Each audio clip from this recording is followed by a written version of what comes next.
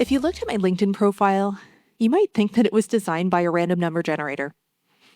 I started with a certificate in independent music production, producing songs and performing across southwestern Ontario. Then I completed my degree in psychology here at the University of Waterloo. I was fascinated by why people think the way they do. After that, I found myself in sales and marketing, driving growth strategies for global teams. And now I'm standing here as the founder of a women's health tech company. We use AI to help people prepare for their doctor's appointments. It's not exactly the linear path my academic advisor imagined. But what I've realized is that reinvention isn't failure, it's feedback. Every pivot has been about one thing: learning to trust my instincts, even when the path didn't make sense to anybody else. When I studied psychology, I learned that confidence isn't something you're born with. It's a skill that you build through self-trust. When I worked in sales, I learned the most powerful insights come from not from data alone, but from listening, really listening to people's pain points. And when I stepped into entrepreneurship, I learned that innovation often starts where discomfort lives. That place where the system doesn't quite work, and you realize that maybe you're the one who's meant to fix it. I didn't know it then, but each chapter was preparing me for the moment that I'd have to apply these lessons to something far more personal: my own health. Many years ago, I started having this pain. It was deep, dull, and relentless. The kind of pain that made ordinary things feel impossible, like sitting through a meeting, getting out of bed, or breathing without bracing for it. And I did what we're taught to do. I made an appointment. I explained my symptoms as clearly as I could: the fatigue, the sharp pain, the nausea. And the doctor listened and nodded. And when my labs came back clear, said, "It's probably just stress. Try to relax." And in that moment, something inside me went quiet. Not because the pain was gone, but because my confidence was. And that's exactly what dismissal does. It doesn't just ignore your symptoms. It teaches you to question your instincts. It makes you doubt your own body. It took years before I finally learned what was wrong: endometriosis. A disease that affects 1 in 10 women, yet takes on average 7 to 10 years to diagnose. And for me, that looked like 8 years of pain, 8 years of explanations that didn't quite fit, 8 years of wondering if maybe it really was just stress. And here's the thing: my story isn't rare. You don't have to have endometriosis to know what dismissal feels like, because almost everyone has had a moment where their lived experience collided with someone else's disbelief. We live in a world overflowing with health information, from a Google search to wearable data, yet so many of us still leave appointments feeling unheard, unseen, and uncertain. And that's the paradox that kept me up at night. How can we live in the most informed era in human history and still feel powerless in the one place that we're meant to be cared for? That question became the spark for everything that followed. Because reimagining healthcare isn't just about smarter technology or faster data. It starts with something much more human: confidence. And while the patient experience hasn't caught up, the world around it, the technology, the innovation, and the expectation, it's changing faster than ever before. We're living through one of the most fascinating moments in the history of healthcare. AI can now detect cancer earlier than human eyes. Wearables can predict irregular heartbeats before we feel a single symptom. and companies are sending lab-grade blood tests straight to our doorsteps. Healthcare is evolving, but the experience of it hasn't caught up. Because even as technology advances, many of us still walk into appointments feeling small, uncertain, or unheard. We carry data, but not confidence. We have access, but not agency. It's a kind of strange turbulence, isn't it?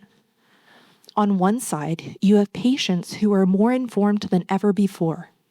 They've read the research, they've tracked their cycles, they've logged their symptoms, and maybe they've even asked ChatGPT for an opinion or two. And on the other hand, we've got practitioners that are trying to navigate a tidal wave of new information, new tools, new expectations, and new kinds of patients. It's not that doctors don't care.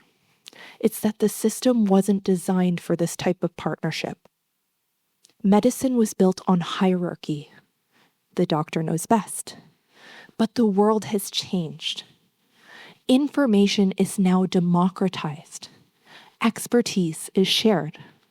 And the patient sitting across from the doctor is no longer a passive participant. She's an informed collaborator.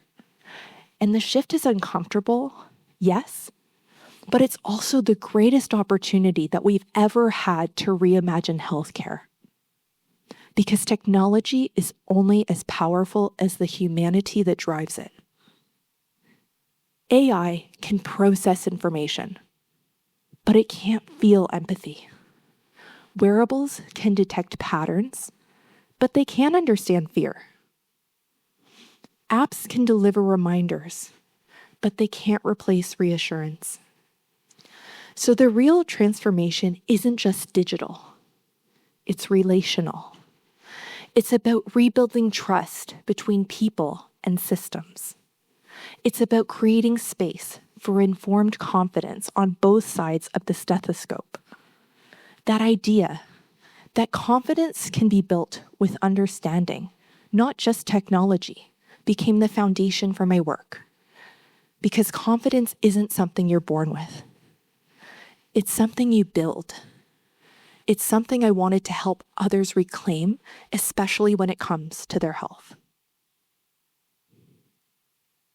After my diagnosis with endometriosis, I couldn't stop thinking about that gap, the space between what we know and how we feel when it comes to our health. Why, in a world so overflowing with information, do so many of us still feel uncertain? I kept coming back to something I learned in psychology. Confidence isn't a personality trait. It's a skill built on self-trust. And self-trust comes from two things: information and experience. When one of those things is missing, confidence crumbles. You can't advocate for yourself without the knowledge to guide you. And you can't feel safe in your knowledge without the experience of being listened to. That realization became the seed for what I do now. I founded my company not to replace the doctor, but to reimagine the patient in the conversation. Because I realized that innovation isn't just about building smarter tools. It's about rebuilding trust. Confidence today doesn't mean walking into an appointment and knowing all the answers. It means walking in informed, asking the right questions, and trusting yourself enough to speak up when something doesn't feel quite right. And that's what technology should help us do. Not overwhelm us with data, but empower us with direction. Not silence our instincts, but strengthen them. I've spoken with hundreds of women who told me that their hardest healthcare moments weren't about the illness itself. They were about the invalidation. Being told it's nothing when it felt like everything. And when you experience that enough times, it changes the way you see yourself. You start to think, maybe I am too emotional. Maybe I don't know my own body. Maybe I should just stay quiet. And that's exactly what I want to change.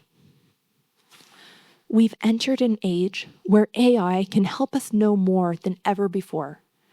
But if we don't pair that knowledge with empathy, the future of healthcare will be efficient, but not human. Reimagining healthcare isn't just about reprogramming systems, it's about retraining belief. It's about teaching people that their experiences are valid, their voices matter, and their instincts are worth trusting. So what does this mean for all of you sitting here, trying to figure out your next move, your next career, or maybe even the next version of yourself? For me, the lessons I learned in healthcare didn't just change how I show up at a doctor's office. They changed how I show up everywhere. Because confidence, real confidence, is a transferable skill. It doesn't just help you advocate for your health. It helps you advocate for your ideas, your career, and your future. There are 3 things that I learned. They're simple but powerful that I want to leave you with today. Number 1, the world is your oyster, but your path isn't linear. Your path won't always make sense while you're living it. Mine sure didn't.